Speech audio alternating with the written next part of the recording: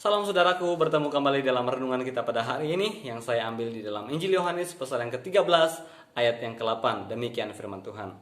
Kata Petrus kepadanya, "Engkau tidak akan membasuh kakiku sampai selama-lamanya." Jawab Yesus, "Jika aku tidak membasuh engkau, engkau tidak mendapat bagian di dalam aku." Nah, tema yang saya ingin kita renungkan bersama pada hari ini yaitu makna dari sebuah pembasuhan. Nah, pada waktu Yesus sedang membasuh kaki para murid, saudara, Petrus mengerti bahwa itu tugas siapa.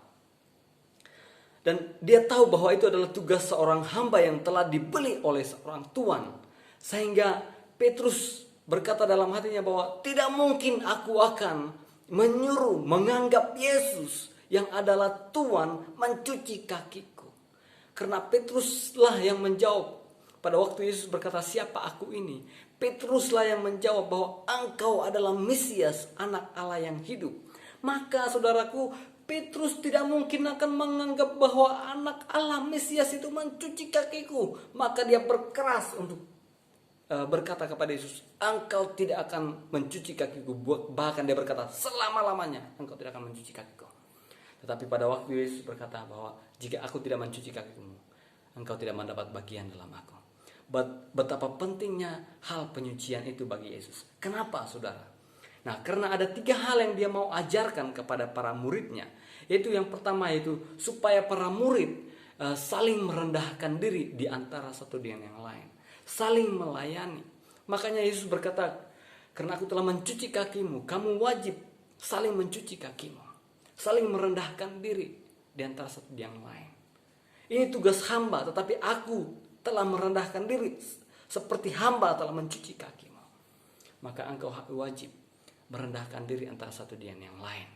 Karena pernah satu kali, saudara, para murid memperebutkan siapa yang duduk di kiri kanan Yesus sewaktu di kerajaan kekal. Hal yang kedua yang Tuhan mau para murid belajar, yaitu meneladani Yesus sepenuhnya dalam kehidupan mereka. Nah, Yesus yang adalah Tuan, yang empunya segalanya, mencuci kaki, telah memberi teladan, sehingga para murid diminta meneladaninya sepenuhnya dalam kehidupan mereka. Nah, hal yang ketiga yang Yesus ajarkan kepada mereka bahwa yaitu hukum antara hamba dengan Tuan. Dan Yesus berkata kepada mereka bahwa seorang hamba tidak lebih tinggi dari Tuhan. Jika kita selami dan mengerti ayat ini, saudara, perkataan ini, kita jadi malu. Kenapa? Karena kita ini hamba, telah dibeli dengan darah Yesus, saudara. Tetapi, saudara, kita ini seringkali lupa diri.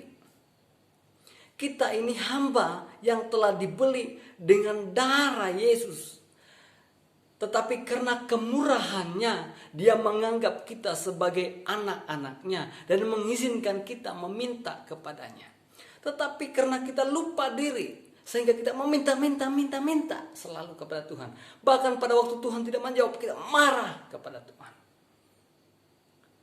Saudaraku yang kasih dalam nama Tuhan, seringkali kita berlaku biadab kepada Tuhan. Kita ini hamba. Paulus berkata bahwa kita ini adalah anggur liar yang telah dicangkokkan, saudara. Kita selalu bangga, saya anak Tuhan, saya anak Tuhan. Kita ini hamba yang dianggap anak oleh Tuhan.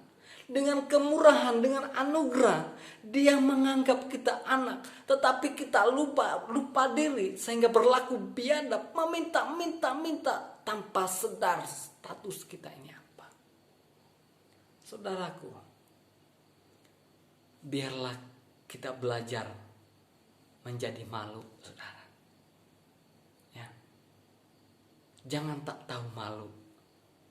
Jadilah orang yang tahu malu di hadapan Tuhan. Supaya, saudara, kita jangan kurang ajar di hadapan Tuhan. Supaya kita tahu menghargai anak-anak Tuhan yang lainnya. Karena kita semua adalah hamba.